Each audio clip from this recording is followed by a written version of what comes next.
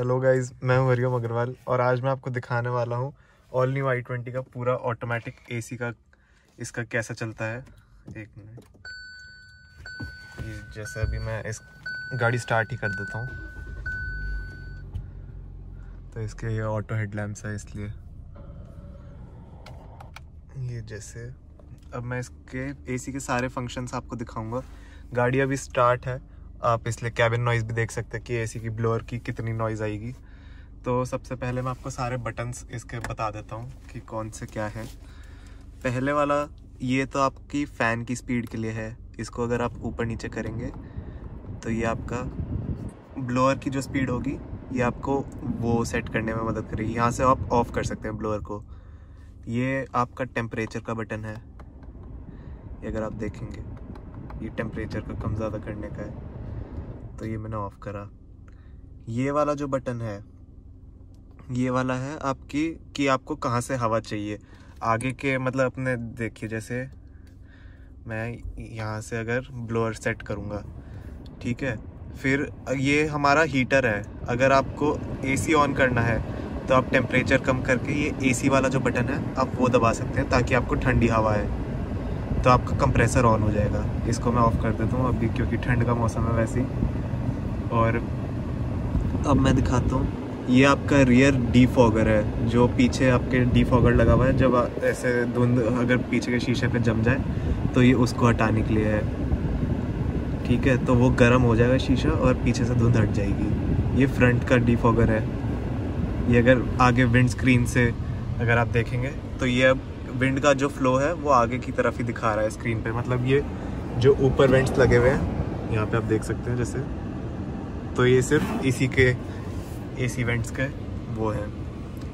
इसको मैं ऑफ़ कर देता हूँ तो ये हमारे ये जो सामने वाले एसी वेंट्स हैं यहाँ पे ये उनकी हवा आएगी ऐसे।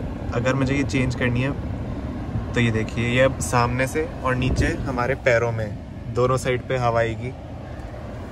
और अगर मैं इसको एक और बार प्रेस करूँगा तो ये सिर्फ जो पैरों में आपको हवा आएगी ये उसके लिए, ये देखिए। फिर एक और बार प्रेस करेंगे तो आपको ये पैरों के साथ साथ फ्रंट डीफॉगर ऑन करके दे देगा। यहाँ से आप टेम्परेचर तो ऑन मतलब कम ज़्यादा कर ही सकते हैं अगर आप देखें तो। मैं एसी को बंद ही कर देता हूँ। फिर यहाँ से मतलब कि पहले अगर मैं इसको सामने की तरफ करूँ, ये रीसर्कुलेशन का बटन है। रीसर्कुलेशन का मतलब होता है, मतलब जो कैबिन की हवा है ये उसी को वापस रीसर्कुलेट कर देगा एसी, मतलब बाहर से और फ्रेश एयर नहीं लेगा, जो कैबिन की हवा है उसी को दोबारा से कैबिन में रीसर्कुलेट कर देगा। ये आपको समर्स में काम आएगी ये चीज़, क्योंकि समर्स में जैसे एसी की हवा ठंडी हो जाती है फिर कैबिन की हवा ठंडी होती है। अगर एसी वापस बाहर से हवा लेगा तो वो वापस गर्म हवा को ठंडा करेगा। अगर अंदर की ठंडी हवा को वो और ठंडा करके देगा तो आपको मतलब कि जल्दी कूलिंग हो जाएगी कैबिन में, ये उसके लिए होता है।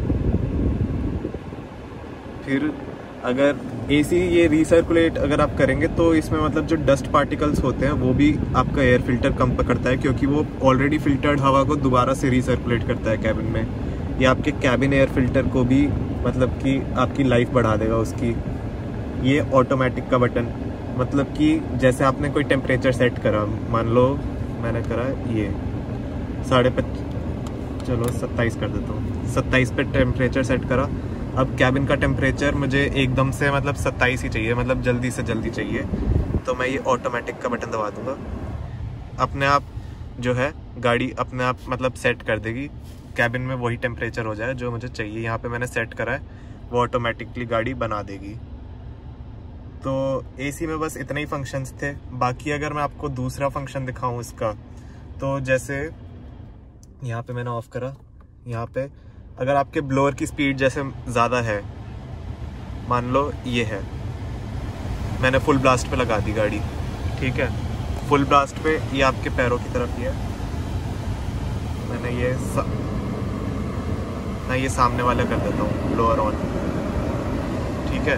अगर अब मुझे मेरा जैसे फ़ोन यहाँ पे ब्लूटूथ से कनेक्टेड है, तो जैसे मैंने इसके ब्लूटूथ पे एक फ़ोन कनेक्ट कर रखा है, ये वो फ़ोन है मेरा, ठीक है।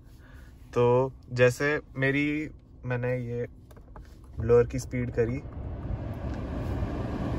थोड़ी ऊपर कर दी, हाई से एक नीचे कर दी, चलो ठीक है।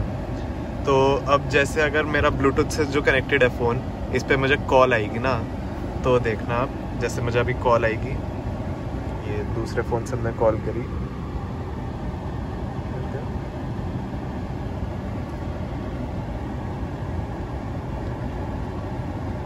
तो यहाँ पे जैसे कॉल आई मुझे, तो ये देखिए अपने आप ही कॉल आते ही अपने आप ब्लोअर की स्पीड कम हो गई है। और अब जैसे मैं ये कॉल काट दूंगा, तो यहाँ पे देखिए हम कुछ नहीं छेड़ रहे हैं, अपने आप जैसे ही ये रियलाइज़ करेगी गाड़ी की कॉल कट चुकी है, अपने आप देखिए ब्लोअर की स्पीड अपने आप जिस पे हमने सेट करी थी वही वापस आ जाएगी। धीरे धीरे ही सही वॉल्यूम बढ़ा रही है। तो इसके एसी में बस यही फीचर्स थे, और कैबिन नॉइस तो आपको दिख ही रही होगी कि बिल्कुल भी नहीं है अगर मैं ये बंद कर दूं। बाकी मैं 100 की स्पीड पे भी कई लोग कह रहे थे कि इसकी कैबिन नॉइस कैसी है, खड़कती है गाड़ी या फिर नहीं, तो वो मैं दिखा दूंगा आपको जब माइलेज की वीडियो बनाऊंगा।